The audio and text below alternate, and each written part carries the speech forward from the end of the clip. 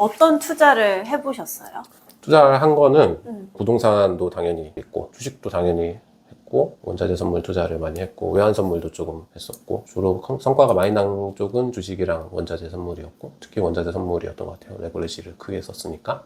그런데 저도 뭐 위험하고 그런 것들은 안 좋아해요. 누가 자기 돈 잃고 싶겠어요. 그 뻔히 답이 보이는데 반복되면은 결국 영에 수렴하잖아요. 모든 레버리지 투자가 다 기간이 길어지면 결국 영에 수렴하는 게 그렇게 만들어 놓은 판이니까. 그럼에도 했던 거는 가설을 만들었을 때 이거 내 가설이 맞으면 제일 효율적으로 결과가 나오겠다라고 생각해서 그냥 실험을 한 거예요. 그 결과에 어느 정도 성과가 크게 예상보다 많이 나와서 얼마를 넣으셔서 얼마를 버신 거예요? 부동산 빼고 이야기할게요. 그다음에 실험을 하는 과정에서 처음에 넣은 돈은 1,000만 원이고 지금 아직 사실 실험이 끝나지 않았어요. 현 시점에서 평가를 해야 되는 거라면 그거는 이제 13억 정도였어요. 그러면 선물 그 한 종목이었어요? 아니면 선물도 여러 종목이었어요? 여러 종목이지만 주로 한 거는 오일이에요. 우와, 1,000만 원으로 13억 만든 거예요? 원자재 선물로? 주식과 원자재 선물, 외환 선물. 대박이다. 운이 좋았죠. 운이 좋았던 것 같아요. 앞으로 또 모르죠. 제가 뭐 뻘짓해가지고 망할지도. 아니, 앞으로 운이 좋을 거예요.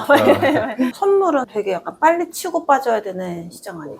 맞아요. 그래서 그런 이야기를 많이 해요. 한 가지 포지션을 예를 들어서 계속 갖고 있으면 그거 내가 로스크 날 때까지 기다리는 거랑 마찬가지예요.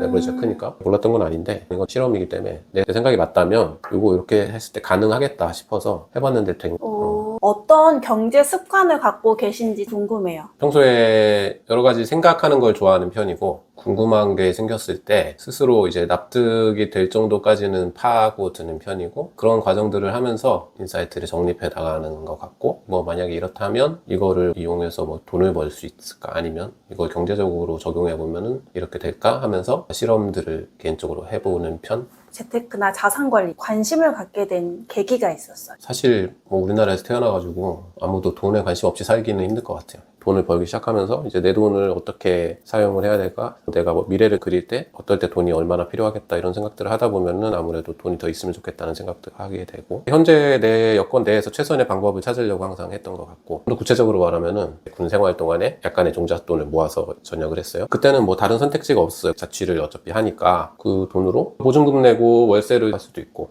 아니면은 그 돈으로 뭐 대출을 많이 끼고 집을 살 수도 있는 거고 아니면 전세를 할 수 있는 거고 뭐 그런데 그때 시점에서는 저한테 제일 유리했던 거는 집을 사는 거였어요. 그래서 저는 좀 일찍 집을 샀어요. 어릴 때 전역하고 나서니까 27에 집을 살 때는 보통 자기가 원하는 집을 사고 싶겠지만 제가 그랬던 건 아니고 어쨌든 내 한 몸 니을 수 있는 월세보다는 이자 내는 게 더 싸다 절약이 된다라고 보고 했던 거고 처음에 샀던 집은 8천만 원대였어요. 그 이후로 몇 번 사고 팔고를 하는 과정은 있었지만은 어떻게 보면은 운이 따라줬던 것도 있죠. 그 돈을 어떻게 잃지 않고 잘 이제 키워나갈까라는 그런 생각들을 하게 마련인데 그때 뭐 가진 게 그거밖에 없었으니까 일단 집부터 생각을 하게 되잖아요. 그래서 집값이 오르게 될까 아니면은 오르지 않거나 내릴까 이런 것들을 이제 궁금한 마음이 들잖아요, 누구나. 그러면 그거에 대해서 제 스스로 뭔가 알아보려고 했겠죠. 막 사람들이 말을 하잖아요. 오를 거다라고 주장하는 사람들이 있고 아니다 망한다 다 그런 사람들이 있고 그러면 이제 양쪽 얘기들을 보면서 납득이 되는 이야기는 받아들이고 아닌 이야기는 버리고 이런 식으로 뭔가 조금씩 내 안에 이제 체계를 만들어가는 과정을 이 나이까지 해온 것 같아요. 앞으로도 아마 그렇게 죽을 때까지 하겠죠. 부동산에 대한 사전 지식이 있는 상태에서 투자를 하신 거예요. 사실 8천만 원이라는 돈이 작은 돈은 아니잖아요. 이자 내는 것보다 싸겠다 단순하게 결정하진 않으셨을 것 같은데 그때는 돈을 벌자는 목적으로 한 거 아니었어요. 내 방 하나 있어야 되니까 처음에는 별 생각 없이 시작을 했던 거고 그 이후로는 이제 점점 이제 돈이 불어갈 생각을 좀 더 진지하게 해 갔겠죠. 부동산만 주로 보다가 다른 쪽으로 여러 가지 해봤던 계기는 그거였어요. 어떤 사람들은 부동산 미래가 없다 뭐 그런 이야기들 하는 사람이 있을 수 있잖아요. 그런 사람들이 하는 얘기 중에 일본 얘기를 하는 사람들이 있으면 이 사람 말이 맞는 말인가? 그러면 좀 알아보게 되고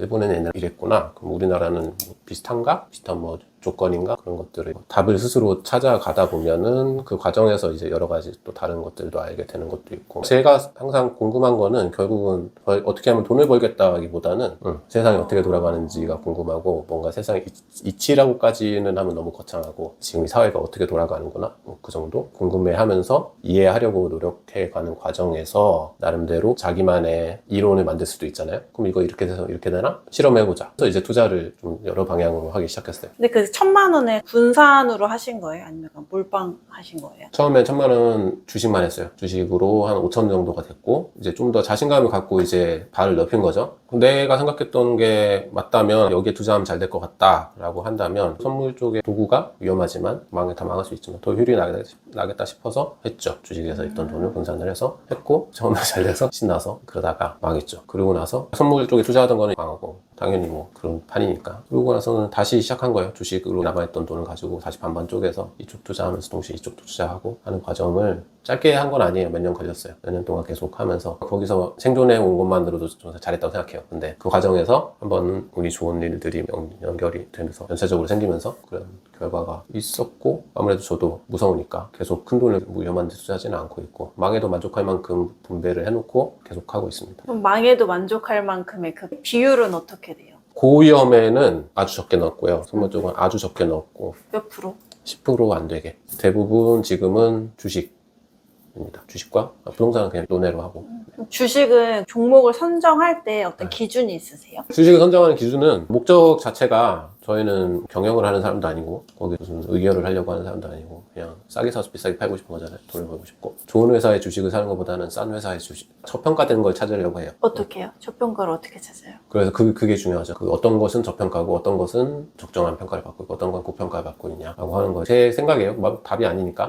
저희 기준은 통화량이에요. 그걸 했을 때의 저평가인지 아니면 고평가인지를 생각을 하고, 뭐 미래는 모르죠. 그 회사가 되게 좋은 회사로 위대한 회사라서 미래에 잘 될 거다 이런 거는 생각 안 해요. 그래서 그럼 통화량이라고 하셨는데 좀 더 쉽게 설명해 주세요. 통화량이라는 거는 시중의 돈이에요. 우리나라의 통화량은 우리나라의 돈이 얼마나 풀려 있냐, 그리고 얼마나 풀고 있냐, 그런 것들. 제가 항상 궁금한 게 생기면 막 외를 덧붙인다고 했잖아요. 그러면 그런 걸 생각하는 거예요. 돈이 뭐지? 이런 거 되게 단순한 것부터 생각해요. 이게 비싸다, 저평가다, 이런 거를 판단하는 기준이 있다고 하면 가격이라는 거는 뭐지? 어떻게 가격이 형성이 되지? 이런 것들이 있잖아요. 그러면 일반적으로 뭐 가격은 어떻게 형성되냐? 그러면 공부 열심히 하는 애들 다 수요와 공급을 이야기하니까 짜장면 가격이 내가 어렸을 때는 뭐 2-3천 원이었던 것 같은데 지금 뭐 7-8천 원 한다고 하면 짜장면 수요가 늘어났냐? 아니면 짜장면 공급이 줄었냐?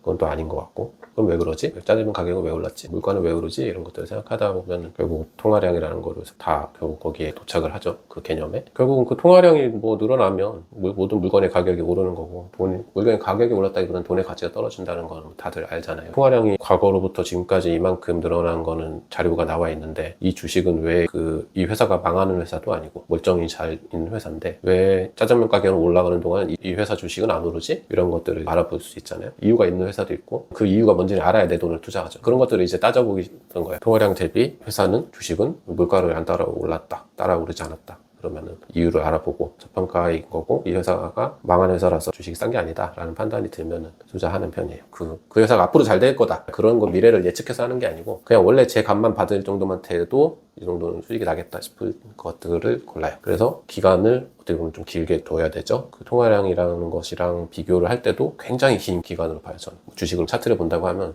저는 주로 엄청 긴, 예를 들면 90년대부터 80년대부터 이렇게 봐요. 투자 기간은 한 5년 이상 보시는 거예요? 그래서 지금 아직 안 끝났어요. 어쨌든 기업을 선정할 때 꼼꼼하게 보시겠네요. 뭐 재무제표도. 안 봐요. 네. 근데 이 기업이 괜찮은 기업인지 어떻게 알아요? 그거는 사실 이 회사가 괜찮은 회사다 안 괜찮은 회사다는 그 회사 내부에서도 잘 모를걸요. 직원도 모르고 그냥 다닐 뿐이지. 선택의 문제인데 그 업종 내에서 경쟁력이 있는 회사라고 하면 앞으로도 그럴 가능성이 높겠지 하는 편이니까 망해버리지는 않겠지. 망할 수도 있죠. 모르죠. 제가 정답을 갖고 하는 건 아니니까 선택을 할 뿐입니다. 앞으로 뭐 돈 걱정은 안 하시겠네요. 하죠. 돈 걱정. 원래도 했었어요? 투자 전에도? 미래를 위해서 돈 걱정을 할 수밖에 없죠. 그냥 미래에 대한 내 욕심과 현실의 괴리 보는 스트레스죠. 걱정까지는 아니고. 지금보다 나은 미래를 항상 살아야 원하니까. 그래서 그거는 끝나지 않을 것 같고, 그럼 뭐 그런 외에 다른 걱정은 없다. 항상 현재보다 나은 미래를 원하기 때문에 앞으로도 잘 될까 하는 걱정. 뭐 10억이라는 돈이 뭐 수치적으로는 성과 있는 거라고 생각을 하거든요. 그 금액을 달성을 하고 마음가짐이 어떻게 좀 달라졌어요? 마음의 변화는 처음에 기분 좋았죠. 한 2-3일 갔어요. 사람이 마음이 어떻게 변하냐면 이거 원래부터 가지고 있었던 것 같고 그 다음부터 다음 욕심이 또 생겨요. 하루아침에 큰 돈을 벌려고 하는 거는 도박이잖아요. 그런 생각은 애초에 버리는 게 좋을 것 같고, 저도 레버리지를 많이 써서 성과를 낸 것도 있지만 좋은 방법이라고 생각하지 않아요. 그래서 지금도 레버리지를 가지고 투자하는 건 극히 일부고, 개인이 그런 투자하는 그런 시장에서 돈 벌 방법은 시간밖에 없어요. 제 생각에는. 왜냐하면 모든 면에서 무조건에서 불리하기 때문에 뭐가 있어요? 정보가 있어요? 뭐가 있어요? 그냥 시간이죠. 오히려 상대 쪽은 시간이 없지만 기관이나 외국인은 시간이 없어요. 우리는 시간이 있고. 그것만 다르니까. 큰 욕심을 버리면 부동산이든 주식이든 뭐 아니면 채권이든 뭐 어떤 분야에서든 될 때까지 하면 되는 거니까. 다시 0에서 시작해도 할 수 있을 것 같아요. 그 투자 과정을 쉽진 않은데 하겠죠. 살아야 되니까. 그 시점에서 다시 더 나은 미래를 꿈꿀 테니까. 근데 사실 많은 돈을 갖고 그런 집에서 태어난 것도 아니고 뭐 원래 있던 대로 돌아간다고 생각하면 되잖아요. 그리고 뭐 먹고 사는 거 똑같아요. 건강하고 주변에 사람들이랑 같이 잘 지내면 되는 거죠. 꿈을 포기하시는 분들도 있고 이렇게 다양한 투자를 해보고 싶지만 시도조차 못해서 이제 포기하시는 분들이 되게 많은 걸로 알고 있어요. 그런 분들에게 해주고 싶은 말씀이 있으세요? 남 탓하지 않았으면 좋겠고 어린아이들이면 남 탓할 수 있어요. 그 엄마 아빠가 나는 이거 안 사줘. 이건 남 탓할 수 있지만 다 큰 어른이 남 탓하고 있다? 그러기에는 너무 기회가 많고 시간이 많았다고 생각해요. 오. 또 특히 나이가 더 많을수록 자기가 지금 현재가 마음에 안 들면 바꿔야죠. 누가 아무도 안 말리잖아요. 내가 시도해보고 노력하겠다는데 누가 뜯어말려요? 그게 뭐 가진 거 없으면은 이럴 것도 없잖아요. 더 나은 미래만 남은 거니까 희망적으로 살아야죠. 자기가 하고 싶은 거를 생각해서 스스로 좀 주도적으로 사는 게 좋다고 생각해요. 뭐 돈에 관련한 것일 수도 있고 투자나 아니면 직업적인 성취일 수도 있고 아니면 뭐 어떤 이성을 만나겠다는 것일 수도 있겠지만 내가 원하는 바를 잘 탐색해서 남의 이야기 좀 듣지 말고 자기 마음속에서 자기 목소리에 귀 기울여서 사는 게 좋지 않을까요? 또 남 탓하고 부모 탓, 사회 탓, 친구 탓, 누구 탓 뭐 해서 나한테 좋은 게 뭐 없잖아요. 사실 그 핑계지. 자기가 하고 싶은 바를 하려고 하면 도와주더라고요. 주변에서 내가 뭘 하고 싶다, 뭐 하겠다 하면 그러니까 뭐 부모의 도움이 아니고 생각지도 못하게 도와주는 사람들이 있어요. 내가 모르는 분야에 도전을 하려고 하면 그 분야에 알고 있는 사람이 있는 사람이 있을 수 있고 얘기를 하니까 사실 예전에도 저는 뭐 하고 싶어 이런 걸 속으로만 생각하고 말을 안 하고 안 했잖아요. 내가 이런 얘기 하면은 누가 뭐 나 어떻게 해볼까 이렇게 생각할 수도 있고 근데 얘기 안 하면 모르잖아요. 주변에서 얘기를 하니까 도와주더라고요. 큰 도움은 안 되지만 아무튼 도와줘.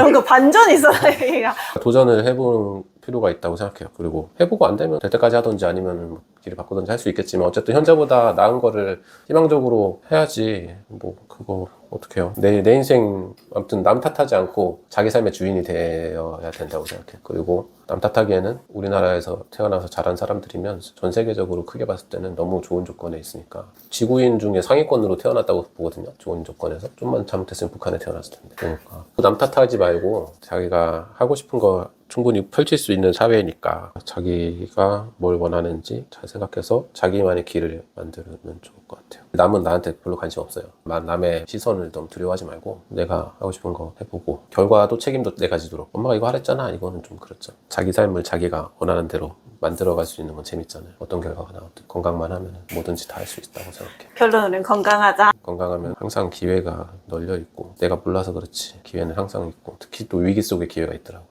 오. 위기가 없으면 기회도 잘 없을 텐데. 백구님, 감사합니다.